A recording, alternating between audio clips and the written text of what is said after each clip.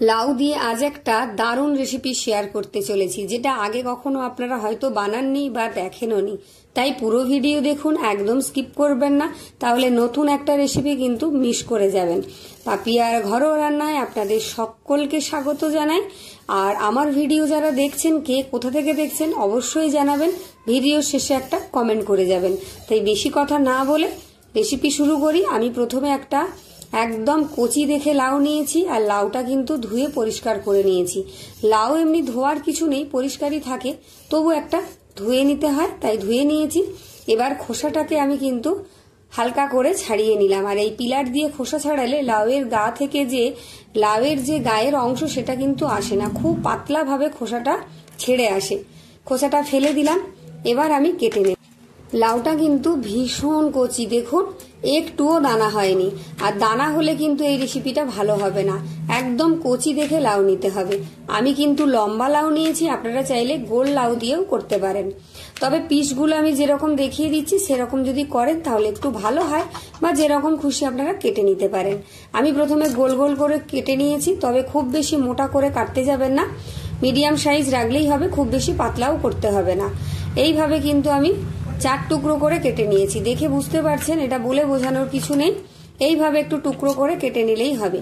এইভাবে আমি সমস্ত লাউটা কেটে নিচ্ছি। তবে অর্ধেকটা লাউ আমি এখানে আজকে রান্না করে দেখাচ্ছি, আর অর্ধেকটা রেখে দিচ্ছি আমি অন্যদিন একটা রেসিপি বানিয়ে বাড়িতে খাওয়া হবে। লাউগুলো কাটা হয়ে গেছে, একটা প্লেটে আমি তুলে নিয়েছি। দেখুন লাউ কিন্তু আমি আর ধোবো না, আর এর মধ্যে যেন একদম জল না থাকে সেটা খেয়াল রাখবেন। যদি জল থেকে যায় তাহলে কোনো টিস্যু দিয়ে ভালো করে বা শুকনো সুতির কাপড় দিয়ে মুছে নেবেন। ওটা একদিকে রেখে দিলাম আমি লাউটা কেটে। এদিকে একটা বাটির মধ্যে আমি নিয়ে নিলাম হাফ বাটি মাপের বেসন, হাফ চা চামচ হলুদের গুঁড়ো, হাফ চা চামচ শুকনো লঙ্কার গুঁড়ো, হাফ চা চামচ দিয়ে দিচ্ছি এখানে জিরের গুঁড়ো, আর হাফ চা চামচ দিয়ে দেবো আমি এখানে ধনের গুঁড়ো। আপনারা কিন্তু এখানে মাপটা দেখবেন, একদম অল্প অল্প করে দিয়েছি। আর এখানে নিয়েছি কিছুটা ভাজা মশলা, এখানে আছে গোটা গরম মশলা মানে এলাচ, লবঙ্গ আর দারুচিনি, আর আছে গোটা জিরে, গোটা ধনে, অল্প কিছুটা রাঁধুনি, আর কিছুটা গোটা সর্ষে, আর কয়েক দানা গোলমরিচ। এখান থেকে আমি কিছুটা দিলাম আর কিছুটা রেখে দিচ্ছি, পরে ব্যবহার করব। অল্প কিছুটা ভাজা মশলা দেওয়ার পর দিয়ে দিলাম অল্প কিছুটা চিলি ফ্লেক্স, আর এখানে আদা কাঁচা লঙ্কা বেটে রেখেছিলাম আগে থেকে, সেখান থেকে আমি অল্প কিছুটা দিচ্ছি আর অল্প রেখে দিচ্ছি, পরে ব্যবহার করব। মাপগুলো কিন্তু অবশ্যই অল্প অল্প করে দেবেন। আর শেষে দিয়ে দিচ্ছি আমি অল্প কিছুটা জোয়ান, হাতে একটু ক্রাশ করে, যেটা দিলে ভীষণ সুন্দর একটা সুপার টেস্ট আসবে। আর দিয়ে দিলাম আমি মেথি পাতা, যেটা কাসৌরি মেথি বলেন। এবার দিয়ে দিচ্ছি আমি 1 চামচ চালের গুঁড়ো। চালের গুঁড়োটা প্রথমে আমি 1 চামচই দেব, যদি পরে প্রয়োজন হয় তবে দেব, না হলে দেব না। ভালো করে শুকনো উপকরণগুলো মিশিয়ে নিচ্ছি। ভালো করে মেশানো হয়ে গেছে, এবার অল্প অল্প জল দিয়ে একটা ঘন ব্যাটার তৈরি করব। প্রথমেই কিন্তু এক গাদা জল দিতে যাবেন না, তাহলে ব্যাটার পাতলা হয়ে যাবে। তাহলে কিন্তু আমি যে লাউয়ের পকোড়াগুলো ভাজতে চলেছি সেগুলো কিন্তু মোটেও ভালো হবে না। দেখে বুঝতে পারছেন যে আমি কতটা ঘনত্ব করে এই বেসনের ব্যাটারটা গুলেছি, একটু ঘনর দিকে রাখবেন। আর যদি মনে হয় একটু পাতলা হয়েছে, সেটা পরে গিয়ে আপনারা একটু চালের গুঁড়ো ব্যবহার করে নিতে পারেন। চালের গুঁড়োর বদলে আপনারা ময়দা ব্যবহার করতে পারেন, তবে চালের গুঁড়ো দিলে কিন্তু বেস্ট হবে ওটা।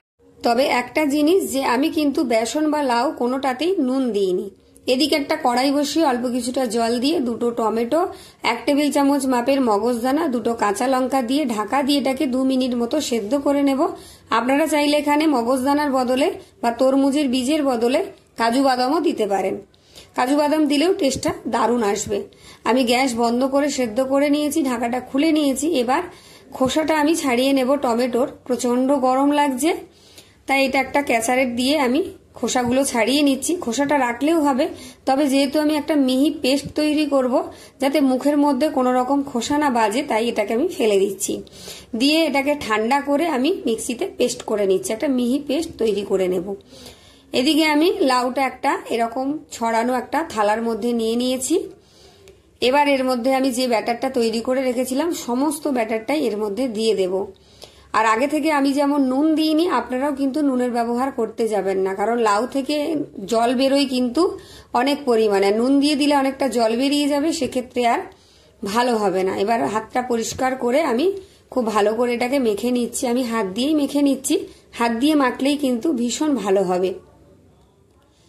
ভালো করে একটু মেখে চোখে নিচ্ছি। যারা আমার ভিডিও দেখছেন অথচ লাইক দেননি, একটা লাইক করে দিন, একটা হাইপ করে দেবেন। আর ভিডিও শেষে কি অবশ্যই কমেন্ট করে জানাবেন আমার রেসিপিটা কেমন হয়েছে। দুর্দান্ত একটা রেসিপি নিয়ে আপনাদের সামনে কিন্তু আমি হাজির হয়েছি। ভালো করে মাখা হয়ে গেছে। এবার দিয়ে দিচ্ছি সেই ইম্পর্টেন্ট জিনিসটা, যেটা না দিলে এর স্বাদ মোটেও ভালো লাগবে না। দিয়ে দিলাম পরিমাণ মতো নুন। এখানে কিন্তু অল্প নুনের ব্যবহার করবেন, বেশি দিতে যাবেন না। ভালো করে মেখে আমি হাতটা পরিষ্কার করে নিয়েছি। এদিকে তেল আমি খুব ভালো করে গরম করে নিয়েছি। আর অল্প অল্প করে আমি এই চামচ দিয়ে দিচ্ছি, কারণ সুবিধে হবে, অনেকগুলো একসাথে দেওয়া যাবে। হাতটা আর বারবার বেসনের মধ্যে লাগাতে হবে না। আপনারা চাইলে হাত দিয়েও দিতে পারেন। আর সমস্ত পকোড়াগুলো কিন্তু হাই হিটে ভাজবেন, না হলে কিন্তু লাউ থেকে জল বেরিয়ে গেলে লাউটা ভাজতে অনেক দেরি হবে। এইভাবে অল্প অল্প করে চারিদিকে দিয়ে দিয়েছি। দিয়ে আমি গ্যাসটাকে কিন্তু হাই হিটেই রেখেছি। এবার আমি উল্টে পাল্টে লাল লাল করে ভেজে নেব। এই পকোড়াগুলো এত সুন্দর হবে খেতে, আর ভীষণই মুচমুচে হবে। ভাজার পরে আমি দেখিয়ে দিচ্ছি। এইভাবে উল্টে পাল্টে একটু লাল লাল করে ভেজে নেব। এদিকে ভাজা বসিয়ে আমি ওদিকে মশলাটা, যেটা টমেটো, মগজদানা আর কাঁচা লঙ্কা সেদ্ধ করে রেখেছিলাম, সেটা ঠান্ডা করে আমি পেস্ট করে নিয়েছি। দেখুন ভাজা হয়ে গেছে লাল লাল করে, মুচমুচে করে। আমি তেল ঝরিয়ে ঝরিয়ে তুলে নিচ্ছি। এইভাবে সমস্ত পকোড়াগুলোই আমি ভেজে নেব। গরম আছে তাই, না হলে ঠান্ডা হলে আমি দেখিয়ে দিচ্ছি যে কতটা মুচমুচে হয়েছে। এইভাবে আমি তেল ঝরিয়ে ঝরিয়ে তুলে নিচ্ছি। তবে এই লাউয়ের পকোড়াগুলো ভাজতে কিন্তু একদমই বেশি তেল লাগে না। যতটা তেল দেবেন তার মধ্যেই কিন্তু ভাজা হয়ে যাবে, একটুও তেল টানবে না। আবার যেগুলো বাকি ছিল সেগুলোও দিয়ে দিলাম। আমার দুইবারই কিন্তু ভাজা হয়ে গেছে পকোড়াগুলো। এইভাবে দিয়ে দিলাম। আর এক্সেস যে তেলটা বেশি ছিল সেটা কিন্তু আমি তুলে আলাদা করে রেখে দিয়েছি। আর কতটা মুচমুচে হয়েছে দেখুন।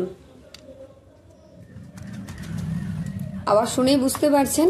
এবার অল্প কিছুটা তেলের মধ্যে অল্প কিছুটা জিরে আর কিছুটা হিং দিয়ে দিলাম। দারুণ টেস্ট আসবে হিংটা দিলে। আর হিংটা একটু বেশি করেই দেবেন, তাহলে ভালো লাগবে। হিং আর জিরে খুব ভালো করে ভাজা হয়ে গেছে।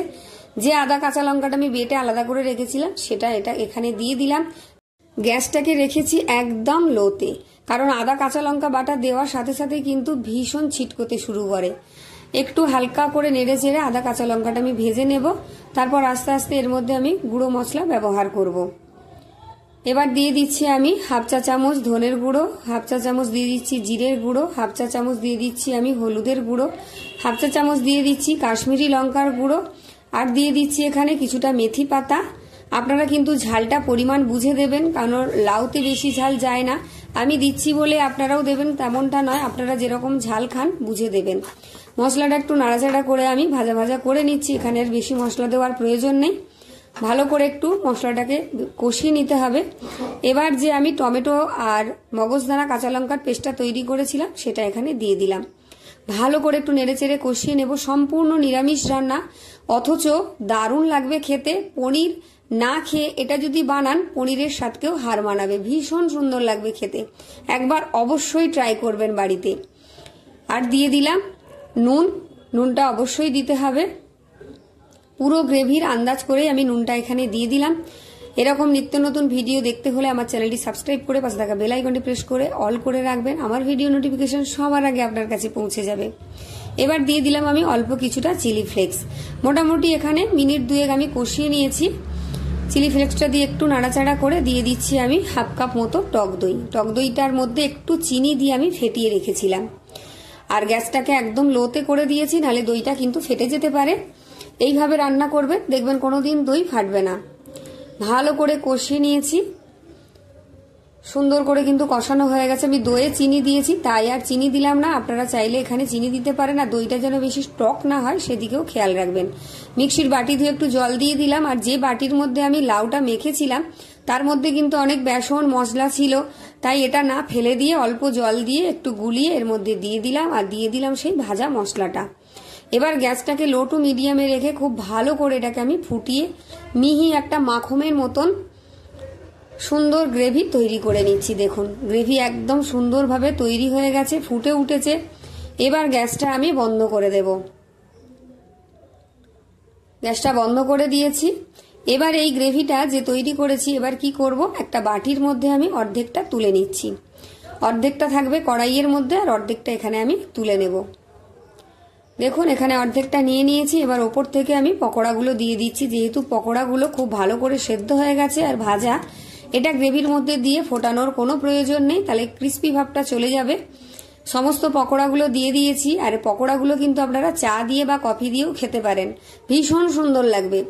আর যে কড়ার মধ্যে গ্রেভিটা ছিল সেটা এর মধ্যে ওপর থেকে দিয়ে দিলাম, দিয়ে ভালো করে একটু মিশিয়ে নিতে হবে। যে কোনো কিছুর সাথে, রুটি, পরোটা, লুচি বা ফ্রাইড রাইস বা ভাতের সাথেও কিন্তু এটা ভীষণ ভালো লাগবে। লাউয়ের একদম অন্যরকম একটা রেসিপি, যেটা আপনারা নিজেরাও বানিয়ে খাবেন আর অন্য সবাইকে একটু শেয়ার করে দেবেন যাতে সবাই বানিয়ে খেতে পারে। আমার একদম রেডি হয়ে গেছে, আর কিছু এখানে দেওয়ার নেই। দেখুন গরম গরম সার্ভ করুন, ভীষণ ভালো লাগবে।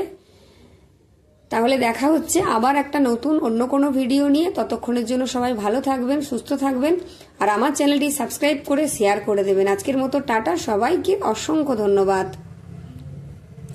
চলে যাচ্ছি, আপনাদের কেমন লাগলো অবশ্যই কমেন্ট করে জানিয়ে যাবেন।